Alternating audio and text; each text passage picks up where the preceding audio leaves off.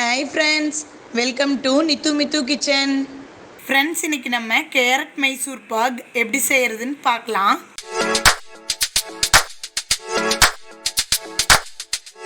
நம்ம சேனலை இன்னும் சப்ஸ்கிரைப் பண்ணாதவங்க சப்ஸ்கிரைப் பண்ணிக்கோங்க. வாங்க வீடியோக்குள்ள போலாம். அதுக்கு 100 grams கேரட் எடுத்துக்கலாம். தோல் சீவி எடுத்து வச்சுக்கலாம். இப்படி ஸ்மால் பீசஸாக கட் பண்ணி ஒரு மிக்சர் ஜாரில் சேர்த்திக்கலாம். 1/4 டம்ளர் தண்ணி ஊற்றி நல்லா நைஸாக அரைச்சிக்கலாம். நம்ம மைசூர் பாக் ரெடி பண்ணுறக்குள்ள ஒரு பிளேட் எடுத்து அதை க்ரீஸ் பண்ணி வச்சுக்கலாம். கீ போட்டு இப்படி நம்ம கீ போட்டு நல்லா எல்லா பக்கமுமே க்ரீஸ் பண்ணி வச்சுக்கலாம். அப்போ தான் நம்ம மைசூர் பாக் கட் பண்ணுறக்கு ஈஸியாக இருக்கும். இப்போது நம்ம 100 grams கேரட்டுக்கு 200 grams கடலை மாவு எடுத்துக்கலாம். அதை சிம்மில் வச்சு ஒரு 5 minutes நல்லா ஃப்ரை பண்ணிக்கலாம். இப்போ நம்ம எல்லாமே நம்ம கப் மெஷர்மெண்ட் தான் பண்ண போகிறோம். 5 minutes சிம்மில் வச்சு நல்லா ஃப்ரை பண்ணிட்டோம். இப்போது நம்ம ஃப்ரை பண்ணி வச்சுருக்க கடலை மாவை ஒரு பாத்திரத்தில் சேர்த்திக்கலாம். கடலை மாவு எடுத்த அதே கப்பில் 1.5 கப் நெய் சேர்த்திக்கலாம்.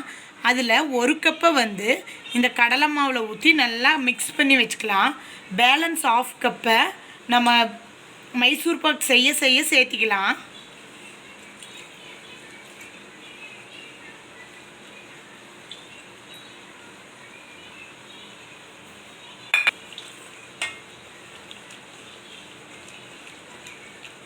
இப்போது ஒரு பேன் வச்சு நம்ம கடலை மாவு மெஷர் பண்ண அதே கப்பில் 1.5 கப் சுகர் எடுத்துக்கலாம்.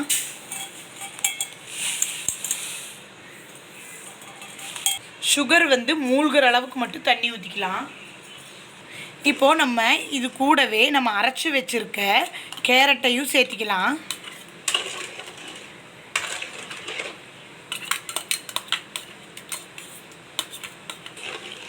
இப்போது நல்லா நம்ம ஒரு கம்பிப்பதம் வர வரைக்கும் இதை நல்லா கொதிக்க வைக்கலாம்.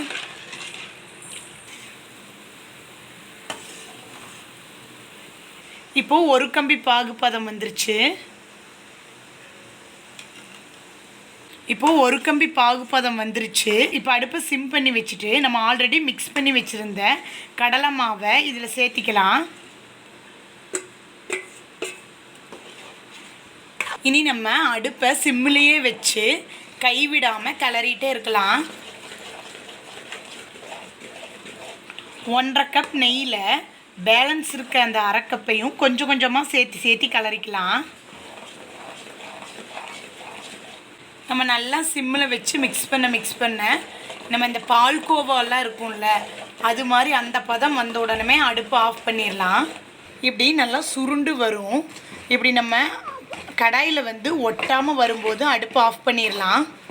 இப்போது இதை நம்ம ஆல்ரெடி க்ரீஸ் பண்ணி வச்சுருக்க பிளேட்டில் சேர்த்திக்கலாம்.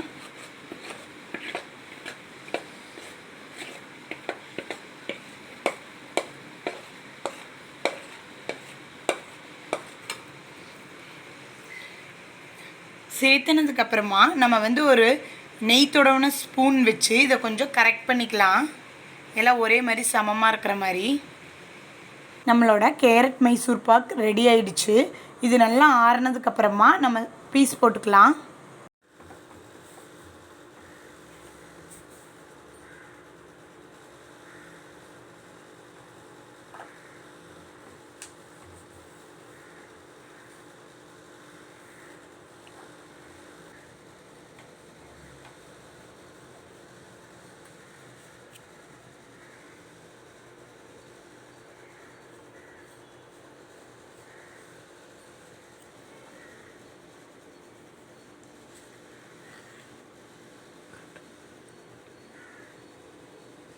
இப்போது நம்மளோட கேரட் மைசூர் பாக் ரெடி.